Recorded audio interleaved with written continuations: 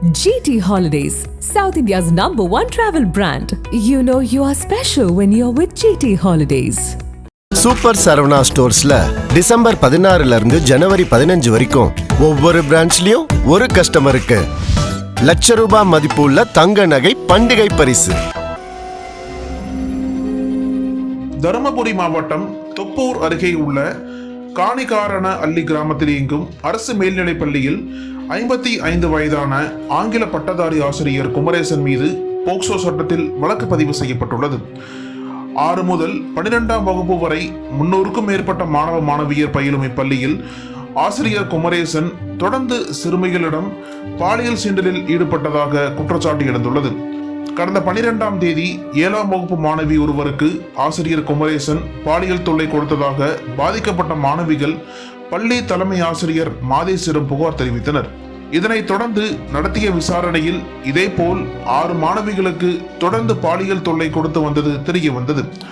பாதிக்கப்பட்ட மாணவிகள் தங்கள் பெற்றோரிடம் புகார் தெரிவித்ததை அடுத்து பெற்றோர்கள் தலைமை ஆசிரியரிடம் கடந்த 12ஆம் தேதி புகார் அளித்தனர். ஆனால் தலைமை ஆசிரியர் உடனடியாக நடவடிக்கை எடுக்காமல் 19ஆம் தேதிதான் தர்மபுரி அனைத்து மகளிர் காவல் நிலையத்தில் புகார் அளித்தார். இந்த தாமதம் அதிர்ச்சியை ஏற்படுத்தியுள்ளது.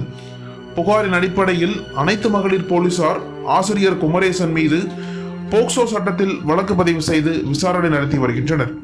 முன்கூட்டியே தகவல் அறிந்த ஆசிரியர் குமரேசன் மருத்துவ விடுப்பு காட்டி தலைமறைவாகியுள்ளார். போலீசார் அவரை தீவிரமாக தேடி வருகின்றனர். மேலும் ஆசிரியர் குமரேசன் ஏற்கனவே பணியாற்றிய பள்ளிகளிலும் மாணவிகளுக்கு பாலியல் தொல்லை கொடுத்ததாக அதிர்ச்சி தகவல்கள் வெளியாகியுள்ளன. சமீபத்தில் கூட தர்மபுரி நல்லம்பள்ளி அருகே அரசு உயர்நிலைப் பள்ளியில் 9ஆம் வகுப்பு படிக்கும் மாணவிக்கு அதே பள்ளியில் உள்ள ஆசிரியர் மணிவண்ணன் என்பவர் நவம்பர் 27 பாலியல் தொல்லை கொடுத்து போக்சோவில் கைதாகியுள்ளது குறிப்பிடத்தக்கது. தர்மபுரி மாவட்டத்தில் தொடர்ச்சியாக ஆசிரியர்கள் மீது பாலியல் தொல்லை குற்றச்சாட்டுகள் எழுவது பெற்றோர்களிடம் பெரும் அச்சத்தை ஏற்படுத்தியுள்ளது. இது குறித்து பெற்றோர்கள் நம்மிடம் வேதனையுடன் தெரிவிக்கையில், மாவட்டத்தில் இது போன்ற சம்பவங்கள் தொடர்ந்து நடப்பதற்கு அரசியல் செல்வாக்கு உள்ள முன்னாள் அமைச்சர் ஒருவரும் அந்த பகுதியில் பணியாற்றும் கல்வித்துறை பெண் அதிகாரி ஒருவருமே காரணம் என குற்றம் சாட்டுகின்றனர். உரிய நடவடிக்கை எடுக்கப்பட்டு குழந்தைகள் பாதுகாப்பு உறுதி செய்யப்பட வேண்டும் என்று அவர்கள் வலியுறுத்துகின்றனர். இந்த சம்பவம் மாவட்டத்தில் பெரும் பரபரப்பை ஏற்படுத்தியுள்ளது.